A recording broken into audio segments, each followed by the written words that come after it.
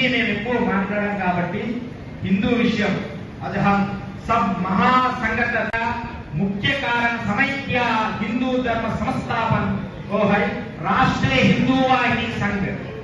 भारत की कोने कोने से अहो हिंदू को बहुत बहुत धन्यवाद। महात्मा की संतों की अंदर को धन्यवाद।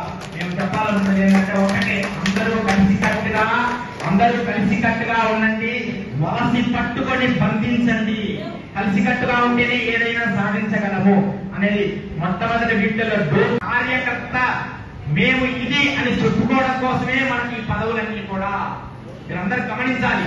మన భావజాలం హిందూ భావజాలం కోసమే బతకాలి। ఏదో గట్టిగా మాట్లాడుతున్నాని కాదు, ఈ మాటలు ప్రతిదీ సత్యమే, మనం నిర్మాణం చేసుకోవాలి।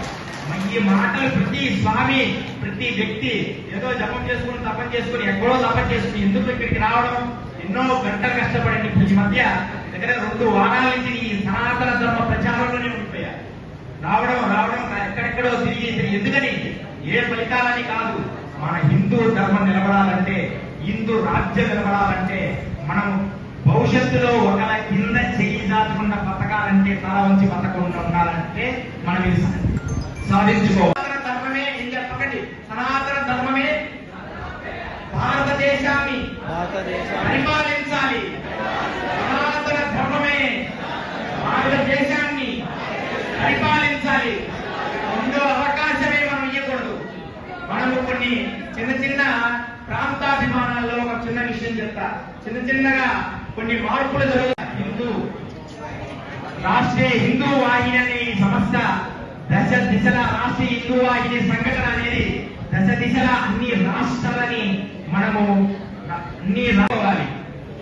శ్రీరామరాజ్య సంకల్పం ఇంకొక విషయం, రామరాజ్యం చూడండి ఎంత సనాతన ధర్మాన్ని కొనసాగుతూనే ఉన్నది, దానిలో ఒక భాగమే ఈ సనాతన ధర్మం సనాతనంగా నిలబడడానికి కారణమైన వాళ్ళు సంతులు, ఋషులు, భారతీయ జిజ్ఞాసులు, వీళ్ళందరూ కూడా మన ముందు కూర్చున్న వాళ్ళు ఎంతో మంది భారతదేశం కోసం వారి జీవితాంతం అర్పించడం జరిగింది। ఈ సనాతనం అనే హిందూ సనాతనం ఇది రాష్ట్రీయ హిందూ వాహిని సంఘటన అనేది ఒక గొప్ప కార్యక్రమం। దీనికి ముందు చాలా వచ్చాయి, రామదండని, అప్పుడు పూర్వం రామదండని ఒకటి ఉండేది ఫస్ట్, తర్వాత ఆర్ఎస్ఎస్ సంఘటనని, ఇప్పుడు మరలా దానితో పాటుగా ఇది కూడా ఏర్పడింది హిందూ వాహిని, రాష్ట్రీయ హిందూ వాహిని సంఘటన।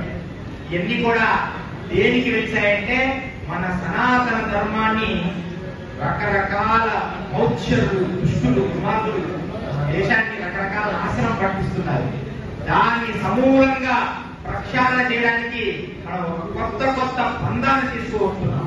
వాటిల్లోనే ఈ సంఘటన అనేది అతి శక్తివంతమైనది, గుర్తించండి। దీంట్లో ఈ సంఘటన రాబోయే కాలంలో అంచెలంచెలుగా భారతదేశాన్ని మరొక గొప్ప హిందూ రాజ్యంగా సనాతన ధర్మంగా నిలబెడుతుంది। హిందూ వాహిని సంఘటనది ఆశామాషేం కాదు। ఇప్పుడే చూడండి ఎన్ని రాష్ట్రాల నుంచి, ఎన్ని ప్రాంతాల నుంచి, భావాల నుంచి ఎంతమంది గొప్ప వాళ్ళ అతిథులుగా ఏం చేసి వీటి గురించి తెలియజేస్తున్నారు।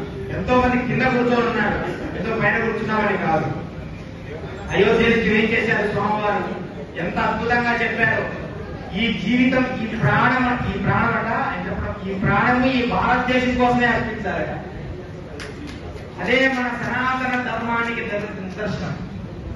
ఆయన ట్రాన్స్లేట్ చేయలేదు, చాలా అద్భుతంగా ప్రశంసించాడు హిందీలో। మన భారతదేశం సనాతన ధర్మం అనేది మన ప్రాణాలు చివరి పొట్టు వరకు కూడా మనం కృషి చేయాలి। ఏదో అందరిలాగా పుట్టాం, పెరిగాం, మరణించాం అనేది కాదు ఈ భావజాలం।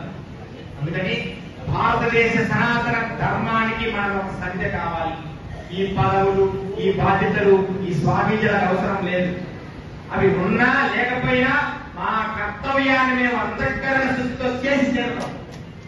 ఏదో ఒక భావజాలం తప్ప రాములు స్వామి వారు ఎంత గొప్ప త్యాగం చేశారు, వారి జీవితం చిన్నతరం నుంచి కూడా ఈ మార్గాన్ని కొనసాగించారు, ఇంత పెద్ద ఆశ్రమం నిర్మించారు।